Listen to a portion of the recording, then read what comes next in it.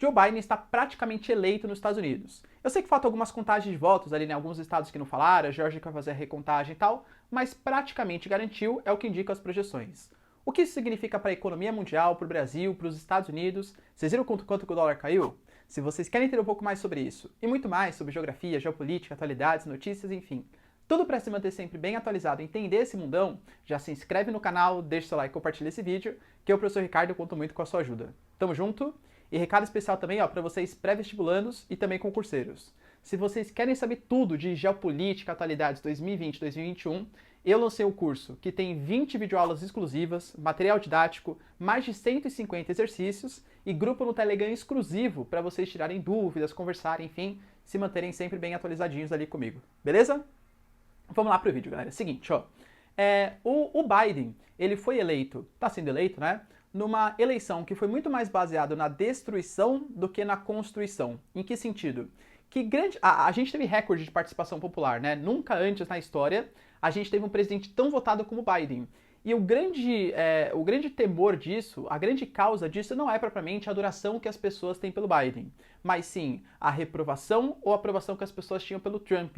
Essa votação norte-americana foi quase como um referendo sobre as políticas do Trump. Se você concorda com o Trump e tem muita gente que concorda, você vai lá votar sim. Se você odeia o Trump e tem muita gente que odeia o Trump, você vai lá e vota não. Foi quase como se fosse um referendo. E com essa polarização, com a disseminação de fake news, esse sentimento de pós-verdade, a radicalização do discurso, as pessoas compareceram muito às urnas, inclusive numa época de pandemia. Vê o tanto de votação por cartas que a gente teve nos Estados Unidos, percebe? E isso tudo vai refletir na eleição do Biden. Só que prestem bem atenção, o Biden, obviamente, vamos falar que foi mais ou menos metade-metade, né? A metade republicana não apoia o discurso do Biden, acho que isso é meio óbvio, e parte dos democratas, e não é parte pequena, grande parte dos democratas não concorda com o Biden. O cara foi eleito não porque gostavam dele, mas sim porque reprovavam o Trump. Os democratas, eles são completamente divididos também. Tem uma ala mais radical ali à esquerda, por exemplo, que gosta mais do Bernie Sanders, uma ala mais moderada do Biden, mas fato é que é um país que está extremamente dividido. E dividido não só na opinião popular, mas dividido inclusive no governo. A gente não pode esquecer que essas eleições marcaram também a votação para a Câmara e para o Senado. A Câmara já era de maioria democrata, continua de maioria democrata, mas reduziu a vantagem deles, ou seja, está mais próximo ali com os republicanos. O Senado, que era de maioria republicana, muito possivelmente vai continuar de maioria republicana. Então as propostas que o Biden quer passar, né, o que ele disse que quer passar, de fazer mais programas sociais, de fazer programas de distribuição de renda, de sobretaxar talvez grandes fortunas, duvido que ele vai conseguir passar num país tão rachado, tão dividido, com tantas políticas diferentes, como é os Estados Unidos. Além de tudo, a gente vai entrar num processo de judicialização do processo. A gente teve ali, galera, papelão, hein? O Trump contestando o resultado das eleições, acusando de maneira veemente. Aliás, uma série de emissoras cortaram o discurso dele no meio do caminho, porque ele estava disseminando fake news. E, galera, convenhamos, é fake news até o momento, porque se ele realmente tem provas que aconteceram alterações na eleição, etc., a todo mundo que acusa, cabe o ônus da prova, e ele até então não mostrou. Veículos tradicionais de imprensa, como o New York Post, por exemplo, que tradicionalmente é republicano, condenou a fala do Trump. Líderes republicanos condenaram a fala do Trump também, falando que ele está fazendo um assinte, fazendo um ataque à própria democracia americana, tirando todo o crédito da democracia americana. Então, se esse foi corrupto, os outros também foram? Ou seja, nenhum presidente valeu? Ou será que só não vale quando eu perco? Ao longo da história, o último presidente, galera, que não foi reeleito, se não me engano, foi o Bush pai, tá? Ao longo de todo esse período, desde o Bush pai, todos os presidentes conseguiram ser reeleitos. Olha o fracasso que vai ser para o Trump não conseguir essa reeleição. E talvez por isso, por todo o histórico que ele tem, né, um cara bastante... que se mostra, ele é uma figura forte e tal, perder uma reeleição vai ser um trauma muito grande, né, para a sua carreira, tá? Pensando na questão do Biden eleito, então, geopoliticamente falando, economicamente primeiro, vai? Economicamente falando, professor, para o Brasil, bom... Bom por um lado, ruim pelo outro. Bom por um lado pela questão do dólar. Os democratas têm a fama de serem mais gastões, que nem eu falei para vocês. Sobretaxa grandes fortunas, cobra impostos de empresas, tem políticas de assistência social. Isso tende a retirar um pouco os investimentos estrangeiros nos Estados Unidos, fazer com que os investidores americanos invistam em outros países e também desvalorizar o preço do dólar. Ou seja, comparativamente, valoriza o real, que foi o que já aconteceu ontem. Muito por conta da eleição do Biden, mas também pelo risco de judicialização do processo, que afeta, obviamente, todos os investimentos ali estrangeiros dos Estados Unidos. Se for pensar do ponto de vista da relação Brasil e Estados Unidos, fica muito perigoso por quê? Porque o Bolsonaro, ele nunca desenvolveu com os Estados Unidos uma relação de estados. O Estado brasileiro negocia com o Estado americano. Foi uma relação de governos. E mais, relação quase de pessoas. A pessoa Bolsonaro negocia com a pessoa Trump. A gente vê uma torcida clara do Bolsonaro pro Trump. E a gente sabe que geopoliticamente fazer isso não é muito agradável. O Brasil, por exemplo, apoiou o opositor do Luiz Arce na eleição na Bolívia, o Luiz Arce foi eleito. A gente vai ter dificuldade de conversação. Como a Bolívia depende muito da gente, menos mal.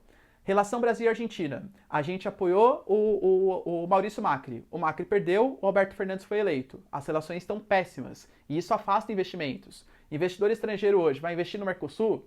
Putz, os dois principais países, os caras nem se conversam. Um fica xingando o outro. O Alberto Fernandes faz L de Lula. O Bolsonaro fala que o Alberto Fernandes vai virar Venezuela. Obviamente isso afasta os investimentos. O Biden já anunciou que quer fazer uma proposta até intervencionista na Amazônia, prometendo 20 bilhões de dólares para a preservação da Amazônia, e se o Brasil não aceitar, vão ser aplicadas sanções. Será que o Bolsonaro vai concordar com isso? O nosso ministro das Relações Exteriores, Ernesto Araújo, vai concordar com isso? Difícil, hein? Conhecendo ali o presidente, difícil aceitar, porque ele critica muito essas grandes organizações que querem interferir na soberania nacional, esse suposto globalismo, né, que tanto Olavo de Carvalho e essa ala mais conservadora do governo promete. O Biden já prometeu voltar para o Acordo de Paris, voltar para o Conselho de Direitos Humanos da ONU, voltar para a OMS, tá, que saiu por conta de todas as rusgas ali que teve com a China, um suposto benefício da OMS à China. Então, assim, o Brasil hoje, geopoliticamente falando, ele está bastante isolado. Os países árabes não são mais grandes parceiros do Brasil, a China se afastou geopoliticamente do Brasil, os BRICS também se afastaram, o nosso grande parceiro é os Estados Unidos. Mais que os Estados Unidos, é o Trump. Se o Biden sair, isso pode isolar ainda mais a gente nesse cenário. A gente vai ser parceiro de quem? Hungria? Polônia? Difícil saber, né, quais são os parceiros que vão ter um peso grande. Os Estados Unidos prometeu, e de novo, não os Estados Unidos, o Trump prometeu colocar o Brasil na OCDE. Se o Trump sair, o Biden, com as políticas ambientais brasileiras, com o desrespeito às minorias, comunidades indígenas, quilombolas, vai apoiar a entrada do Brasil na OCDE ou vai querer aplicar sanções porque a gente não respeita o meio ambiente? E, de novo, não estou sendo hipócrita aqui, tá? A gente sabe que os Estados Unidos têm sim interesse na exploração da Amazônia, nas plantas medicinais, na reserva de aquíferos, na reserva de petróleo que existe na Amazônia. Mas o Brasil dá desculpa, dá justificativa. A geopolítica é o mundo da hipocrisia. Se o Brasil ficar dando tantas justificativas assim para permitir que falem mais grosso com a gente, obviamente isso abala as relações.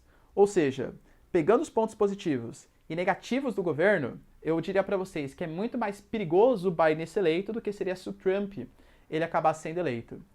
Externamente, os Estados Unidos como poder moderador do mundo vai acabar? Difícil, hein? Sabe por quê? Vamos pegar o governo Obama, o último governo democrata? Interferiu na Líbia, tirou Muammar Gaddafi, causou uma guerra civil, temos milícias ali muçulmanas e uma ditadura militar. Interferiu na Síria, prometeu que ia fechar Guantánamo, tirar as tropas do Iraque, do Afeganistão. Não fez nada, galera. Tem até uma chargezinha, né, vou colocar aí pra vocês, que mostra um governo democrata, aliás, um governo republicano, é um aviãozinho tacando bomba em outros países. Aí mostra um governo democrata, é um aviãozinho tacando bomba em outros países, só que apoiando o movimento LGBTQ+, o Black Lives Matter, yes, she can, percebe? Mas o discurso, esse intervencionismo, esse imperialismo, tende a continuar praticamente da mesma maneira. Tudo bem, galera? Deu pra entender o que vai acontecer se efetivamente o Biden ganhar? E aí, vocês concordam? Gosta mais do Trump ou do Biden? Quem seria melhor pro Brasil? Deixa aí nos comentários, quero saber a sua opinião. No mais, galera, beijos, abraço e tchau, e até o próximo vídeo. Falou!